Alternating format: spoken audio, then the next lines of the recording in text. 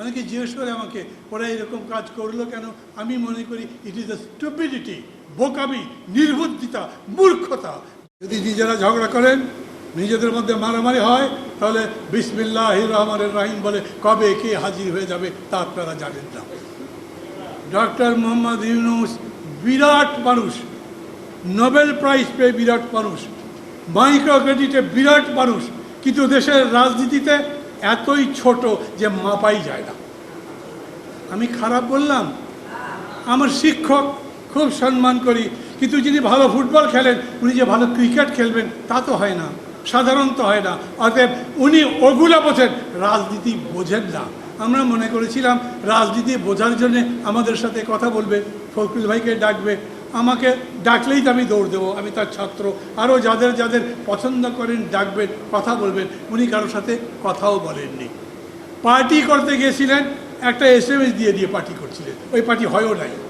সেই মানুষ সেই দিন বক্তৃতা করলেন, দেশে নির্বাচন নিয়ে সমস্যা আছে, হামলা হতে পারে। শুনেছেন সবাই? হামলা কে করবে? দেশের মাস্তান। আরে দেশের মাস্তান হামলা করলে পুলিশ তো আধা ঘন্টার মধ্যে ঠান্ডা করে দেবে। বড় মাস্তানকে আরবি ঠান্ডা করবে। উনি তাদের কথা বলেন নাই, উনি সরাসরি সম্ভবত এটাই বলেছেন হামলা হতে পারে, সেটা বিদেশ থেকে। বিদেশে তো আছে, কে আছে জানেন না, কারা আছে জানেন না। ওইটা জানবার পরেও এইভাবে রাজনৈতিক দলগুলোর মধ্যে বিভেদ তৈরি করবার কাজ করলেন কেন? একটা বড় সংকটে পড়েছি আমরা। এখন আমি চাই যে কথা দিয়েছিলেন সেই কথার ভিত্তিতে ডিসেনশনগুলো, দ্বিমতগুলো জনগণের কাছে যান। সরকার যে থুতু ফেলেছে সেই থুতু চাটবে আবার, আমি জানি না, কিন্তু তাদের তো চাটতে হবে। না হলে ওনারা এইভাবেই যদি করতে চান, বিএনপি যদি না মানে, মির্জা ফখরুল ভাই তো ভালো মানুষ, ভদ্রলোক, জিজ্ঞেস করেছে আন্দোলন করবেন? উনি বলেছেন না, জামাতের মতো আন্দোলন করব না। জামাত আবার আন্দোলন খেলে, কর্মসূচির নামে সভা করে, বড় প্রোগ্রাম দেয় না। তারা জানে যে এই প্রোগ্রাম মানুষ খাবে না। পিয়ার লোকে বোঝে না, আর যেগুলো নিয়ে কথা বলে বোঝে না। কিন্তু বিএনপি যেটা বলছে সেই জায়গায় যদি দাঁড়ায় তাহলে কি পরিস্থিতি হবে? সাথীরা, বন্ধুরা, আমি বাস্তবত মনে করি দেশ এক বিরাট সংকটের মধ্যে পড়েছে। এবং ফখরুল ভাইকে তা দেখা যাচ্ছে না, কিন্তু আছেন।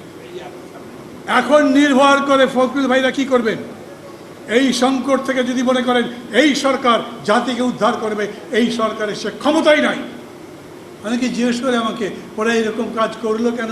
আমি মনে করি ইট ইজ দ্য স্টুপিডিটি, বোকামি, নির্বুদ্ধিতা, মূর্খতা। যদি বুঝতেন তাহলে এটা বদলাবার আগে বিএনপির সাথে কথা বলতেন, আমাদের সাথে কথা বলতেন। কারোর সাথে তো কথা বলেন নাই, নিজের মতো করতে গেছেন। এইটা এখন হজম করতে পারবেন? যদি তারা মনে করেন একই দিনে গণভোট এবং জাতীয় নির্বাচন করলেই বিএনপি খুশি হয়ে যাবে, তা আমার মনে হয় না। সিদ্ধান্ত নিতে হবে প্রধানত বিএনপির। আমি আবারও মনে করি এই যে সংস্কার খেলা যেটা ডক্টর ইউনূস করলেন, এটার শেষ পরিণতি তিনি দিতে পারবেন না। এটা দিতে হবে এই মঞ্চে যারা আছে তারা সবাই মিলে যথাযোগ্য পরিণতিতে নিয়ে একটা সফল নির্বাচনের আমাদের কাছে কোনো বিকল্প নাই। যদি নিজেরা ঝগড়া করেন, নিজেদের মধ্যে মারামারি হয়, তাহলে বিসমিল্লাহির রহমানির রহিম বলে কবে কে হাজির হয়ে যাবে তা আপনারা জানেন না। দেশ এখন এমন একটা সংকটের মধ্যে, যখন আমরা নিজেরা যত বেশি ঝামেলা করব, তত অন্ধকারের মধ্যে যেই শক্তি লুকিয়ে আছে তারা এসে আপনাদের অধিকার হরণ করবার চেষ্টা করে। জামাতের বন্ধুদের বলি, তার সাথে সাথে যারা জোট বাঁধছে না তাদেরও বলি, সেই পরিস্থিতি যদি হয় তাহলে 54 বছর পরে,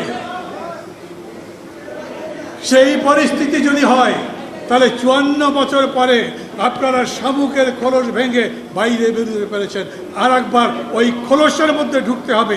বিএনপির অত বড় লোকসান হবে না, আমাদের অত বড় লোকসান হবে না, কিন্তু লোকসান আপনাদের বেশি হবে। এই কারণে সমস্ত রাজনৈতিক শক্তিগুলোর কাছে আমার আবেদন, আজ আপনাদেরই শুভবুদ্ধির পরিচয় দেওয়া দরকার।